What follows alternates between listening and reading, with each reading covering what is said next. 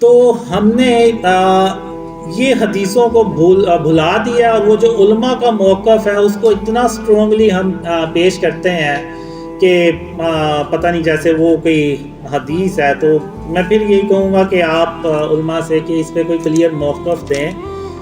میرے خوابوں میں یہ ہے کہ جو شرک ہے اس کی اقسام، شرک اور اس کی اقسام سے اپنے آپ کو بچائیں.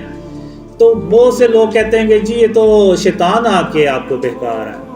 تو میں ان سے پوچھتا بھی ہوں کہ کیا نعوذ باللہ شیطان جو ہے وہ اس نے توبہ کر لی ہے کہ وہ سیدھے رستے پہ آ گیا اور مجھے آ کے بتا رہا ہے کہ یار تم اپنے آپ کو شرک اور اس کی اقسام سے بچاؤ، نہیں تو قیامت کے دن اللہ جو ہے نا وہ شرک معاف نہیں کرے گا. یہ کیسے ہو سکتا ہے کہ شیطان آ کے مجھے کہے کہ تم غرور اور تکبر نہ کرو؟ شیطان آ کے مجھ سے کہے کہ اپنے سینے سے کینہ اور بغض نکال لو.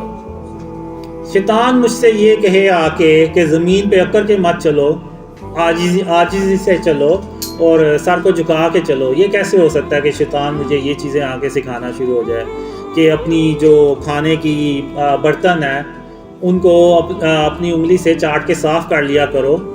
تو یعنی یہ کیسے ہو سکتا ہے کہ یعنی کسی کا مذاق نہ ہو رہا ہو، کسی دوسرے مسلمان کا مذاق نہ ہو رہا ہو. یہاں تک اللہ نے مجھے کہا کہ کسی مسلمان کا جب تم مذاق اڑاتے ہو تو تم اس کا نہیں، بلکہ کسی مسلمان کا نہیں، کسی انسان کا.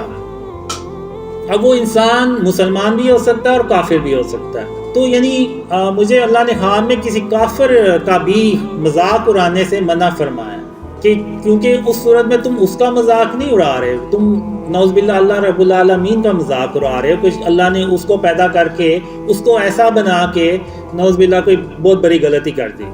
تو اللہ نے مذاق اڑانے سے بھی منع فرمایا. تو یہ کیسے ہو سکتا ہے کہ شیطان جو ہے وہ سیدھے رستے پہ آ گیا اور مجھے یہ چیزیں سکھا رہا ہے؟